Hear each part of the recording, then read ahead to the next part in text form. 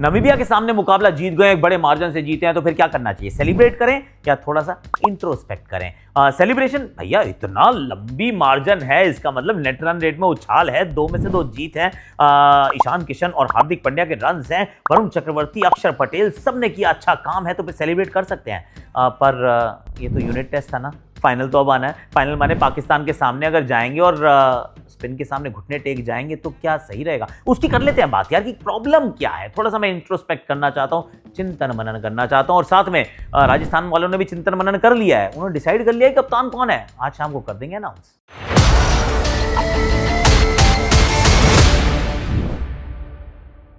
UltraTech, देश का number 1 cement presence, #Akashvani में आप सभी का हाथ जोड़ के गले लगा के स्वागत है। अब भाई गले लगा के स्वागत इसलिए कि सेलिब्रेट तो करना ही चाहिए, और सेलिब्रेट करना जरूरी भी होता है, पर किस तरीके से मैच घटा, सबसे पहली बात तो ये है कि कई सारे इसके अंदर पहलू हैं कि मैंने कहा ना कि सेलिब्रेट करें या इंट्रोस्पेक्ट करें। Let me start with celebration. Celebration इसलिए है कि इस मुकाबले में कुछ चीज़ें थी जो सही होना जरूरी थी, and I will be very honest. Bilateral cricket में ना आप कुछ करते रहो, डंके बजाते रहो, अपना ध्वज फहराते रहो, पर उससे कुछ नहीं होता है। अल्टीमेटली आपको वर्ल्ड कप में आके अपना सिक्का जमाना होता है, लोहा मनवाना होता है, अपना नाम बनाना होता है। तो वो वाला काम करने के लिए मुकाबला जरूरी था, क्योंकि पिछले मैच में अगर वो कैच पकड़ा जाता ना तो यूएसए से हम मुंह की खा चुके थे। अब यहाँ पे आप टॉस हार जाते हैं, पहले बैटिंग आ जाती है, अभिषेक शर्मा उपलब्ध नहीं है, और सूर्य कुमार यादव ने टॉस पे कहा कि 1-2 मैचेस के लिए शायद उपलब्ध ना हो, आई डोंट नो येट।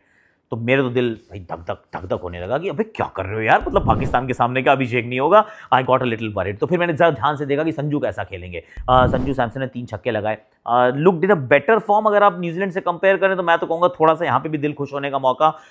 उसके बाद ऑफकोर्स ओपनिंग साझेदारी बड़ा इंपॉर्टेंट है। क्यों? क्योंकि जब पाकिस्तान के सामने मैच होगा ना, तो पावर प्ले डिसाइड कर देगा मैच कहाँ जाएगा। अगर पावर प्ले में आपने बना दिए 60 रन, तो मैच ही 160 का होने वाला है। Then you will be able to control the things, और स्पिन के सामने आप स्ट्रगल नहीं करेंगे। लेकिन अगर पावर प्ले में गिर गई विकेट्स, पावर प्ले में अगर आपके 2 बल्लेबाज गए जिनके पास नहीं हो फॉर्म, तो फिर आप हो जाते हैं परेशान। तो पावर प्ले में जब हमने 86 रन बना दिए, 6.5 ओवर में जो हमने 100 रन बना दिए, तो सडनली यू फेल्ट कि हाँ अब हम मैच में आगे हैं। वहां से जरूर 250 तक पहुंचना चाहिए था, उसमें कोई डाउट नहीं है, उसकी इंट्रोस्पेक्शन करूंगा, पर it is absolutely mandatory. Important है कि ये वाली जो चीज़ ठीक हुई है, ईशान किशन के रन बनना, वो ठीक होना बहुत ज़रूरी था। और वहीं से तो मिला हमें क्या भैया, मौका एक, प्रेजेंटेड बाय अल्ट्राटेक, देश का नंबर 1 सीमेंट। बात ही वही है ना, मौका एक ही मिलता है, उस मौके को ना बड़ा बनाना होता है, क्योंकि दोबारा नहीं मिलते हैं मौके। और इस वाले मौके, क्योंकि अब देखिए ना, यूएसए वाला मैच जो है वो ऑलरेडी आपका खराब हो चुका है, आपने रन नहीं बनाए हैं। ऑफकोर्स आपने न्यूजीलैंड के सामने रन बनाए थे, लेकिन पिछला विश्व कप भी तो था ना, तब भी तो रन नहीं बने थे। अब जब यहाँ आप आए हैं, पहले मैच में रन ना बने हो, साथ में अभिषेक शर्मा ना हो, तो फिर तो मैं हाथ जोड़ लेता हूँ भैया, ईशान किशन बल्ले से रन बना यार। और रन बनाने बहुत ज़रूरी हैं। आप बनाओगे तो हमें कॉन्फिडेंस आएगा, आपको कॉन्फिडेंस आएगा, we can actually walk into the game with a bit more authority. क्योंकि Abhishek is very important, but Ishan Kishan के रन बनाना, और उनको एक मौका मिल भी गया था जब उनको आउट करार दे दिया, आउट दे दिया था, आउट उन्होंने फट से किया। मैंने कहा #थैंक यू DRS, बैट का अंदरूनी किनारा लगा, तो उसके बाद उन्होंने 3 मारे लगातार, कूद के छक्के, कूद का छक्के, फिर इधर छक्के। He was brilliant. While he lasted, मुझे लगा कि ये $1 मिलियन की तरीके से खेल रहे हैं, और ये अपना 100 भी बना देंगे, मतलब अपनी पहचान बना देंगे, बना भी दिया। टू बी वेरी ऑनेस्ट, वहाँ पे एक बच्चा था, मैंने देखा ऐसे, मेरा इशू ऐसे करके एक पोस्टर भी लेके आए थे। तो ये होता है कि if you do well for team India, you become a house hold name, you become a superstar. तो वो जो मौका आपको एक मिला है ना, उसमें आप अपनी पहचान बना लें, उसमें अपना नाम बना लें, उसमें देश के लिए आप ऐसा काम कर जाएं कि फिर बरसों तक आपको याद रखा जाए। क्योंकि फिर चाहे घर बनाना हो या फिर इनिंग्स बनानी हो, अपना नाम बनाना हो, मौका एक ही मिलता है।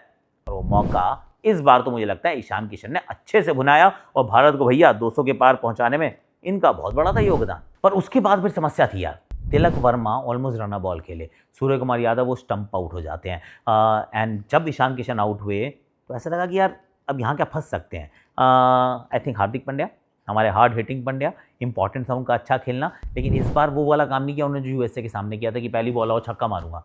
उनका टाइम लेता हूँ यार, शुरू में थोड़ा संभल के खेलता हूँ, थोड़ा फूक के कदम रखता हूँ। एक छक्का सामने मारा भी था, लेकिन उसके बाद भी ऑलमोस्ट रन बॉल चल रहे थे। अब हार्दिक पांड्या को खास बात क्या बनाती है? हमेशा आप ये सवाल पूछते हैं, भाई ऐसा क्या है इस बंदे के पास? एक तो टेम्परामेंट यार, दबाव ना इनको महसूस नहीं होता है, just brings the best out of him, point 1। Point 2, ये जब खड़े खड़े शॉट मारता है, ये खिलाड़ी लॉन्ग ऑफ के ऊपर से मार देता है यार, लॉन्ग ऑफ के ऊपर से खड़े खड़े आप छक्के नहीं मार सकते। आप may be mid on long on की तरफ जा सकते हो, मिड विकेट की तरफ जा सकते हो, उधर भी ये मारता है, लेकिन इसकी जो खास बात ये है कि ये मिड ऑफ वो लॉन्ग ऑफ के ऊपर से छक्का मारता है, खड़े करो कंसिस्टेंटली मारता है और फ्लैट मारता है, क्योंकि उस तरफ अब कैसे आप पावर जनरेट करोगे एरियल शॉट में, कहते हैं पैराबोला नहीं बना पाओगे। But he is absolutely gold dust. तो हार्दिक पांड्या जब तक खेल रहे थे इट वाज एब्सोल्युटली ब्रिलियंट, पर this is where I start introspection. Introspection ज़रूरी क्यों है? क्योंकि जेराल्ड गेरहाल्ड इराज्मस इनके कप्तान ये आते हैं और ये हमें धूल चटा देते हैं यार। स्पिनर्स को हम खेल ही नहीं पा रहे हैं, चल क्या रहा है?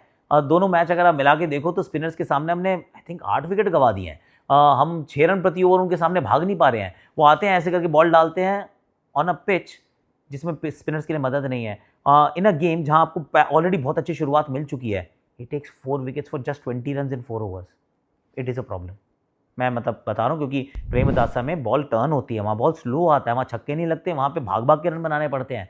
तो उसकी तो तैयारी हम बिल्कुल ऐसा लग नहीं रहा कि हम तैयार होकर वहाँ जा रहे हैं, कि हम तो या तो छक्के मारे जा रहे हैं और मारना ही चाहते हैं, दूसरा गेम हमें आता नहीं है, या फिर हम उसको गेम को नहीं चला पा रहे हैं और आखिरी 2 ओवर में हमने 12 गेंदों में से 10 रन बनाए और हमारे 5 आउट हो गए यार।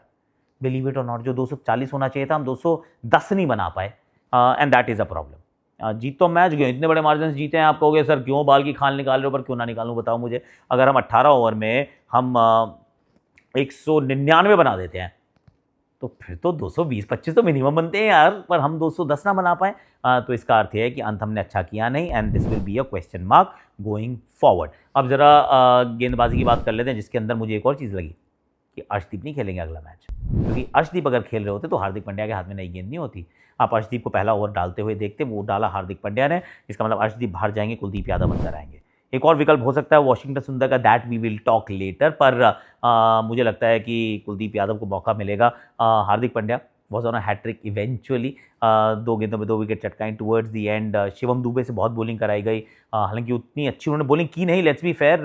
भाग्यशाली थे कि नो बॉल भी डाल रहे हैं, वाइड भी डाल रहे हैं, उसके बावजूद ओवर में 5-6 रन जाते हैं। So he looked okay in the bowling department. Bumrah is back. जब जसप्रीत बुमराह आते हैं तो फिर ऐसी बॉलिंग करते हैं, हम डालते हैं जो सटीक एकदम यार को ब्रह्मोस जैसी जाती है और वो बेस को उड़ा देती है। तो वो वाला काम उन्होंने एक बार करके दिखाया, और ईशान किशन ने पीछे से आके बोला भी, जस्सी भाई मेरे को मत डाला करो ना, इनको डाल दिया करो, अब मेरे को नेट में डाल दो, मैं हो गया था मेरा काम तमाम। तो वो Bumrah is back, it looks good. अक्षर पटेल विकेट्स चटकाना जरूरी था, उनको भी विकेट्स मिल गए, and the icing on the cake the best T20I bowler in the world, नाम है भैया वरुण चक्रवर्ती। और Varun Chakravarthy will hold the key and the ताला, सब कुछ उनके पास होगा जब हम पहुंचेंगे कोलंबो, क्योंकि 2 ओवर में 3 विकेट चटकाए, मात्र 7 रन उन्होंने दिए थे, उनको ओवर नहीं कराते तो 6 विकेट लेता भाई। लेकिन उनका नहीं, तो रुक जा कोई बात नहीं। और वो बंदा बिल्कुल यार, वो जो चीज़ जो बंदे का टर्न अराउंड हुआ है ना, कि पिछला विश्व कप और ये विश्व कप, उसके बीच में काफ़ी सारी बायलैटरल क्रिकेट, और फिर ये विश्व कप के 2 मुकाबले, गोल्ड डस्ट, एब्सोल्युटली 24 कैरेट खरा सोना। He is been absolutely brilliant, ताली बजाते हैं, and he will be very very very important come the game against Pakistan. तो ये तो भाई इस मैच की बात, जिसके अंदर मुकाबला हमने जीत लिया, बड़े मार्जिन से जीत लिया, सेलिब्रेट भी कर लिया, बट साथ में थोड़ा सा इंट्रोस्पेक्ट करना जरूरी था, वो भी कर लिया। स्पिन के खिलाफ हमें खेल अच्छा करना पड़ेगा, क्योंकि ऐसे हम घुटने अगर स्पिन के सामने खेल टेक जाएंगे तो कोलंबो में हमारी मतलब थोड़े लेने के देने पड़ सकते हैं। आई बी एब्सोल्युटली ऑनेस्ट, 7-1 का रिकॉर्ड होगा पास्ट में। वर्तमान को कभी भी आप झुठलाइए मत ना, उस पर ध्यान रखिए, डोंट गेट कैरिड अवे। अब जरा चलते हैं राजस्थान रॉयल्स की तरफ, क्यों? क्योंकि राजस्थान रॉयल्स अनाउंस करने वाली है अपना कप्तान। Yes, captain has to be announced. कौन हो सकते हैं? I think Riyan Parag is might be the front runner. मेरा वोट लेकिन यशस्वी जायसवाल के लिए है। वहाँ पे वैसे ध्रुव जुरेल भी हैं, तो plenty of options available to them, पर मुझे लगता है कि वो रियान पराग को ऑलरेडी कप्तानी करा चुके हैं, वो अच्छी भी करते हैं, वो इस फ्रेंचाइज का उनके साथ कुछ लगाव भी है ज़्यादा, इसी वजह से गुवाहाटी में मैच भी होते हैं, so you get the connection.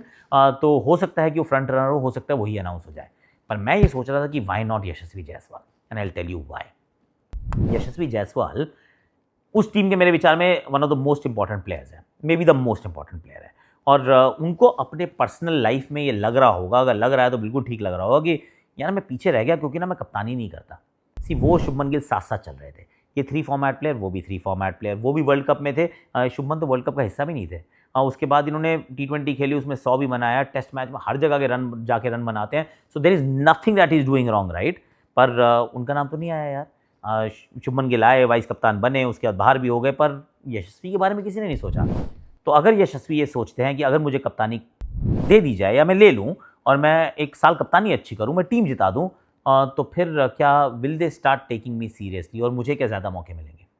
I think people around him should tell him कि यस, आप कप्तानी मांगिए, आपको कप्तानी मिलनी चाहिए और यशस्वी अगर कप्तान बनेंगे तो आई विल बी हैप्पी। अगर आप ये सोच रहे हो उन पे दबाव पड़ेगा और रन कम बन जाएंगे, सर अगर इस स्टैंडर्ड पे आके इतना सारा खेलने के बाद अगर हम ये सोच रहे हैं कि कप्तानी आ गई तो रन नहीं बनेंगे, तो फिर sorry boss, I mean you will have to stand up and deliver. तो मैं सोच रहा हूँ यशस्वी को बना दो कप्तान यार। अब एक और चीज़ थी, नेपाल ने दिल दुख किया, मेरा दिल को दुखाया यार मैच जीतना चाहिए था ना यार।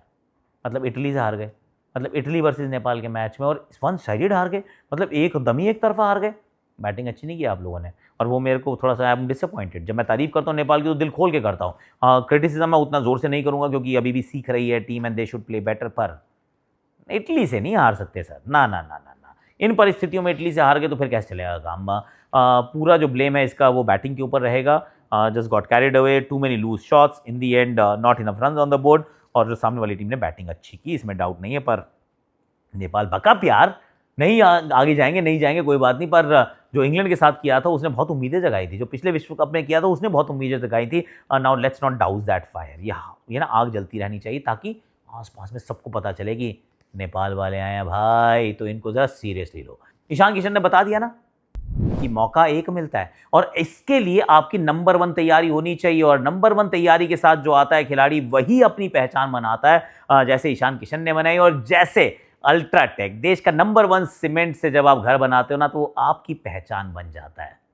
हाउसेज आर लाइक दैट, हम सबकी पहचान बन जाता है यार घर, और पहचान बनाई है ईशान किशन ने इस मुकाबले में।